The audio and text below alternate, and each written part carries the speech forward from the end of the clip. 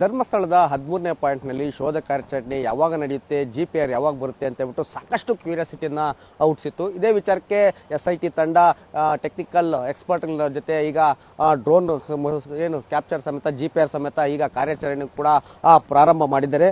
ಏನು ಭೀಮಾ ಹೇಳಿದಂತೆ ಸುಮಾರು 10 ರಿಂದ 12 ಶವಗಳನ್ನು ಈ ಜಾಗದಲ್ಲಿ ಹೂತಿಟ್ಟಿದ್ದೆ. ಆಗ 40 ಅಡಿ ಆಳ ಇತ್ತು. ಈಗ ರಸ್ತೆಯನ್ನು ಕೂಡ ಮಾಡಿದ್ದಾರೆ. ಹೀಗಾಗಿ 40 ರಿಂದ 50 ಅಡಿ ಆಳವನ್ನು ತೋಡಿದ್ರೆ ಇಲ್ಲಿ ಶವಗಳು ಸಿಗುತ್ತೆ ಅಂತ ಹೇಳ್ಬಿಟ್ಟು ಕೂಡ ಒಂದು ಮಾಹಿತಿಯನ್ನು ಕೂಡ ಕೊಟ್ಟಿದ್ದ. ಅದೇ ವಿಚಾರಕ್ಕೆ ಈಗ SIT ಟೆಕ್ನಿಕಲ್ ಎಕ್ಸ್ಪರ್ಟ್ಗಳನ್ನ ಎಲ್ಲರೂ ಕೂಡ ತಂದು ಸೋಕೋ ಟೀಮ್ ಅನ್ನು ಕೂಡ ಕರೆದುಕೊಂಡು ಬಂದು ಪೊಲೀಸ್ ಬಿಗಿ ಬಂದೋಬಸ್ತ್ ಮುಖಾಂತರ ಈಗ ಡ್ರೋನ್ ಮುಖಾಂತರ ಸ್ಕ್ಯಾನಿಂಗ್ ಮಾಡಿ GPR ಮುಖಾಂತರ ಒಳಗಡೆ ಇರುವಂತಹ ಅವಶೇಷಗಳನ್ನ ಪತ್ತೆ ಹಚ್ಚುವಂತ ಕೆಲಸವನ್ನು ಕೂಡ ಮಾಡ್ತಿದ್ದಾರೆ. ಇದು ಯಾಕೆ ಈ ರೀತಿಯಾಗಿ ಶೋಧ ಕಾರ್ಯಾಚರಣೆಯನ್ನ ಮಾಡ್ತಿದ್ದಾರೆ ಅಂದ್ರೆ ಪಕ್ಕದಲ್ಲೇ ನೇತ್ರಾವತಿ ಡ್ಯಾಮ್ ಕೂಡ ಇದೆ. ಆ ಡ್ಯಾಮ್ಗೆ ಯಾವುದೇ ರೀತಿಯಾಗಿ ಕೂಡ ಹಾನಿ ಆಗಬಾರ್ದು. ಈ ರಸ್ತೆ ಇದೆ, ರಸ್ತೆ ಕೂಡ ಹಾನಿ ಆಗಬಾರ್ದು. ಮತ್ತೆ ವಿದ್ಯುತ್ ಕಂಬಗಳಿದೆ, ಮತ್ತೆ ಟ್ರಾನ್ಸ್ಫಾರ್ಮರ್ ಡಬ್ಬ ಇದೆ. ಅದ್ಯಾವುದು ಕೂಡ ಹಾನಿಯಾಗದಂತೆ ಕಾರ್ಮಿಕರನ್ನ ಬಳಸಿಕೆ ಮಾಡಿಕೊಂಡು ಏನು ಕಾರ್ಯಾಚರಣೆಯನ್ನು ಮಾಡೋದು ಕೂಡ SIT ಒಂದಷ್ಟು ತೀರ್ಮಾನ ಕೂಡ ಮಾಡ್ಕೊಂಡಿದ್ದಾರೆ. ಇನ್ನು ನೀರಾವರಿ ಇಲಾಖೆಯಿಂದನೂ ಕೂಡ ಡ್ಯಾಮ್ ಪಕ್ಕದಲ್ಲಿ ಕಾರ್ಯಾಚರಣೆಯನ್ನು ಮಾಡೋದಕ್ಕೆ ಅನುಮತಿಯನ್ನು ಕೂಡ ಕೊಟ್ಟಿದ್ದಾರೆ. ಈ ಒಂದು ಡ್ರೋನ್ ಕಾರ್ಯಾಚರಣೆಯನ್ನು ಮಾಡಬೇಕಾದ್ರೆ ಅಲ್ಲಿ ಯಾವುದೇ ರೀತಿಯಂತ ಅಡಚಣೆ ಆಗಬಾರ್ದು ಅಂತ ಹೇಳ್ಬಿಟ್ಟು ಅಲ್ಲಿದ್ದಂಥ ಅವಶೇಷಗಳಾಗಿರ್ಬೋದು, ಮತ್ತೆ ಏನು ಅಲ್ಲಿರುವಂತಹ ಗಿಡ ಗಂಟೆಗಳಾಗಿರ್ಬೋದು, ಮತ್ತೆ ಹುಲ್ಲನ್ನೆಲ್ಲವನ್ನು ಕೂಡ ತೆರವುಗೊಳಿಸಿದ್ರು ಮತ್ತು ಸ್ವಚ್ಛವಾಗಿ ಇಳಿಸಿದ್ದಾರೆ.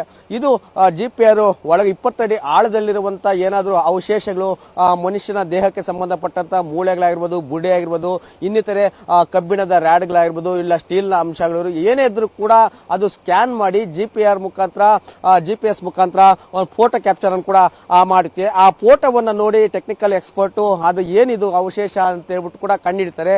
ಆಗ ನಿಖರವಾಗಿ ಅದೇ ಜಾಗದಲ್ಲಿ ಏನು ಮಣ್ಣನ್ನ ತೋಡಿ ಆ ಒಂದು ಅವಶೇಷಗಳನ್ನ ಮೇಲೆ ತೆಗೆಯುವಂತ ಕೆಲಸವನ್ನು ಕೂಡ SIT ಅವರು ಮಾಡಿಸ್ತಾರೆ. ಇನ್ನು ಕೆಲವೇ ಕ್ಷಣಗಳಲ್ಲಿ ಏನು AC ಆಗಿರುವಂತಹ ಸ್ಟೆಲ್ಲಾ ವರ್ಗೀಸ್ ಅವರು ಕೂಡ ಬರ್ತಾರೆ. ಮತ್ತೆ ದೂರದಾರ ಏನ್ ಭೀಮಾ ಅಂತ ಹೆಸರಿಟ್ಟಿದ್ದಾರೋ ಆ ಭೀಮನು ಕೂಡ ಸ್ಥಳಕ್ಕೆ ಬಂದು ಅವರ ಮುಖಾಂತರ ಕೂಡ ಕಾರ್ಯಾಚರಣೆಯನ್ನು ಕೂಡ ಮಾಡ್ತಾರೆ. ಯಾಕಂತಂದ್ರೆ ಇದುವರೆಗೂ ಕೂಡ ಏನ್ ಭೀಮಾ 16 ಪಾಯಿಂಟ್ಗಳನ್ನು ಕೂಡ ಪಾಯಿಂಟ್ ಔಟ್ ಮಾಡಿದ್ದ. ಇದೇ ಜಾಗದಲ್ಲಿ ನಾನು ಶವಗಳನ್ನ ಊತಿಟ್ಟಿದ್ದೆ ಅಂತ ಆ ಎಲ್ಲಾ ಕಡೆನೂ ಕೂಡ SIT ಅವರು ಶೋಧ ಕಾರ್ಯಾಚರಣೆಯನ್ನ ಮಾಡಿದ್ರು.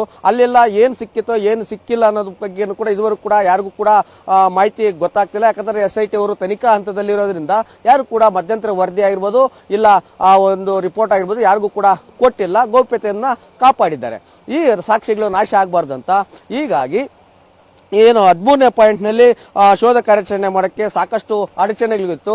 ಆ ಎಲ್ಲಾ ಅಡಚಣೆಗಳು ಕೂಡ ಗೊಂದಲ ಕೂಡ ತೆರೆ ಎಳೆದು ಇವತ್ತು GPR ಮುಖಾಂತರ ಡ್ರೋನ್ ಕಾರ್ಯಾಚರಣೆಯನ್ನು ಕೂಡ ಪ್ರಾರಂಭ ಮಾಡಿದ್ದಾರೆ. ಇನ್ನೇನು ಕೆಲವೇ ಕ್ಷಣಗಳಲ್ಲಿ ಏನ್ 100 ಶವಗಳನ್ನ ಊತಿಟ್ಟಿದ್ದೇನೆ, 30 ಕಡೆ ನನಗೆ ಭದ್ರತೆಯನ್ನ ಕೊಟ್ರೆ ನಾನು ಎಲ್ಲ ಕಡೆನೂ ಕೂಡ ಶವಗಳನ್ನ ಊತಿಟ್ಟಿರುವಂತ ಜಾಗವನ್ನ ಹೇಳ್ತೇನೆ. ಎಷ್ಟು ಅತ್ಯಾಚಾರ ಆಗಿತ್ತು, ಎಷ್ಟು ಕೊಲೆಗಳಾಗಿತ್ತು, ಸಾಕಷ್ಟು ಹೆಣಗಳನ್ನ ನಾನೇ ಊತಿಟ್ಟಿದ್ದೆ ಅಂತ ಹೇಳ್ಬಿಟ್ಟು ಅವನ ಅನಾಮಿಕ ದೂರನ್ನು ಕೂಡ ಕೊಟ್ಟಿದ್ದ. ಆತ ಹೇಳ್ದಂತ ಎಲ್ಲ ಕಡೆನೂ ಕೂಡ ಕಾರ್ಯಾಚರಣೆಯನ್ನು ಕೂಡ ಮಾಡ್ತಿದ್ದಾರೆ.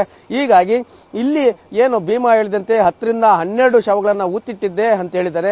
ಒಂದು ವೇಳೆ ಏನಾದ್ರು ಯಾವ್ದಾದ್ರು ಶವದ ಏನು ಮನುಷ್ಯನ ಅವಶೇಷಗಳೇನಾದ್ರೂ ಒಳಗಡೆ ಸಿಕ್ಕರೆ ಇದು ಮೇಜರ್ ತಿರುವನ್ನು ಕೂಡ ಪಡೆಯುತ್ತೆ. ಯಾಕಂತಂದ್ರೆ ಧರ್ಮಸ್ಥಳಕ್ಕೆ ಒಂದು ಕಡೆ ಕಳಂಕ ತರಬೇಕು ಅಂತ ಕೂಡ ಒಂದಷ್ಟು ಜನ ಪ್ರಯತ್ನವನ್ನು ಕೂಡ ಮಾಡ್ತಿದ್ದಾರೆ. ಮತ್ತೆ ಧರ್ಮಾಧಿಕಾರಿಗಳು ಕೂಡ ಕೆಟ್ಟ ಹೆಸರು ತರಬೇಕಂತ ಕೂಡ ಪ್ರಯತ್ನವನ್ನು ಕೂಡ ಮಾಡ್ತಿದ್ದಾರೆ. ಮತ್ತೊಂದು ಕಡೆ ಇಲ್ಲಿ ಅತ್ಯಾಚಾರಗಳಾಗಿದೆ, ಕೊಲೆಗಳಾಗಿದೆ, ತನಿಖೆಯನ್ನ ಮಾಡಬೇಕು. ಇದರ ಹಿಂದಿದ್ದವರು ಯಾರು, ಹಿಂದೆ ನಡೆಸಿದಂತ ಸರ್ಕಾರ ಆಗಿರ್ಬೋದು, CID ಆಗಿರ್ಬೋದು ಅಂತ ಕೂಡ ಹೋಗಿಲ್ಲ. ಪೊಲೀಸರು ಇಲ್ಲಿ ನ್ಯಾಯ ಕೂಡ ಕೊಟ್ಟಿಲ್ಲ ಅಂತ ಕೂಡ ಸಾಕಷ್ಟು ಗಂಭೀರವಾದಂತಹ ಆರೋಪ ಕೇಳಿ ಬಂದಿತ್ತು. ಈ ಎಲ್ಲಾ ಆರೋಪಗಳು ಕೂಡ ತೆರೆ ಎಳೆಯೋದಕ್ಕೆ ಸರ್ಕಾರ SIT ಯನ್ನ ರಚನೆ ಮಾಡಿತ್ತು. ಅದರಲ್ಲೂ ಕೂಡ ನಮ್ಮ ಕರ್ನಾಟಕದಲ್ಲಿರುವಂತಹ ಹಿರಿಯ IPS ಅಧಿಕಾರಿಗಳಂತ ಏನು ಹಿತೇಂದ್ರ ಆಗಿರ್ಬೋದು, ಅದೇ ರೀತಿ ಕೂಡ ಅನುಚೇತ್ ಆಗಿರ್ಬೋದು, ಇವರು ಸಾಕಷ್ಟು SIT ತಂಡಗಳು ಕೂಡ ಕೆಲಸವನ್ನು ಕೂಡ ಮಾಡಿದ್ರು, ಸಾಕಷ್ಟು ಶೋಧ ಕಾರ್ಯಾಚರಣೆಗಳು ಕೂಡ ಮಾಡಿದ್ರು.